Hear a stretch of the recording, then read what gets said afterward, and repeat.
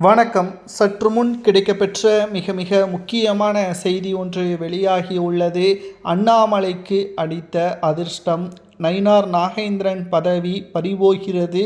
மீண்டும் தமிழக பாஜக தலைவராக அண்ணாமலை அவர்கள் பொறுப்பேற்கப் போகிறார் என்ற தகவல் சமூக வலைதளங்களில் வைரலாக பரவி வருகிறது. சமீபத்தில் தற்பொழுது தாவேகாவின் தலைவர் விஜய் அவர்களையும் த்ரிஷா அவர்களையும் இணைத்து பேசியிருப்பது பெண்களது மத்தியில் பெரும் அதிர்வலையை ஏற்படுத்தியுள்ள நிலையில் பழம்பெரும் மூத்த அரசியல்வாதியாக இருக்கக்கூடிய நயினார் நாகேந்திரன் அவர்களது செயல்பாடு வாக்கு வங்கியை பாதிக்கும். இப்படிப்பட்ட பேச்சு நிச்சயம் பெண்களது மத்தியில் அதிர்வலையை ஏற்படுத்தியுள்ளது.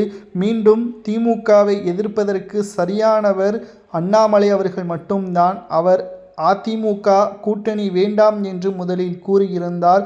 மேலும் எடப்பாடியுடன் ஏற்பட்ட மோதலின் காரணமாக அவரது பதவி பறிக்கப்பட்டது. ஆனால் இப்பொழுது இருக்கக்கூடிய ஒரு காலகட்டத்தில் பாஜக தமிழ்நாட்டில் பல இடங்களில் வெற்றியடைய வேண்டும் என்றால் மீண்டும் அண்ணாமலை அவர்கள்தான் தமிழக பாஜக தலைவராக பொறுப்பேற்க வேண்டும். திமுகவை ஓடவிட்டு விரட்டி அடிக்கக்கூடிய திறமை அண்ணாமலைக்குத்தான் இருக்கிறது. நிச்சயம் ஒவ்வொரு தகவல்களாக தேடி தேடி திமுகவின் ஊழல்களை மக்கள் மத்தியில் வெளியிட்டவர் அண்ணாமலை.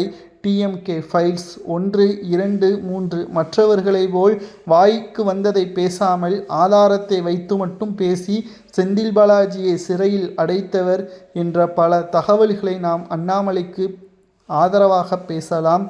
தமிழ்நாட்டில் பாஜக வளர்ச்சியடைய வேண்டும் என்றால் மீண்டும் ஒரு முறை அண்ணாமலை அவர்கள் தமிழ்நாட்டின் தாவேகாவின் விஜய் அவர்களை பற்றி நயினார் நாகேந்திரன் அவர்கள் பேசியதன் காரணமாக அந்த பதவியில் தமிழக பாஜக தலைவராக மீண்டும் அண்ணாமலை பொறுப்பேற்க வேண்டும். அப்பொழுதுதான் தாவேகா நிச்சயமாக இந்த விமர்சனத்திற்கு முற்றுப்புள்ளி வைத்து பெண்கள் மத்தியில் பலராக அண்ணாமலை அவர்கள் மீது இருக்கக்கூடிய நம்பிக்கையும் மீண்டும் தமிழ்நாட்டில் அதிகரிக்கும்.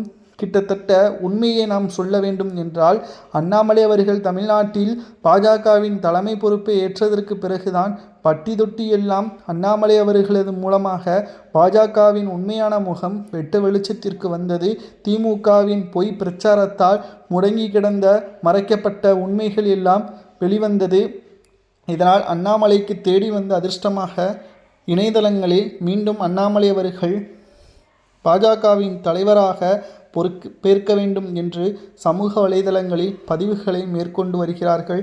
உங்களது கருத்துக்களை கூறுங்கள். அண்ணாமலை அவர்கள் பதவியேற்கலாமா அல்லது நயினார் நாகேந்திரன் அவர்களை தொடரலாமா என்பதை கூறுங்கள்.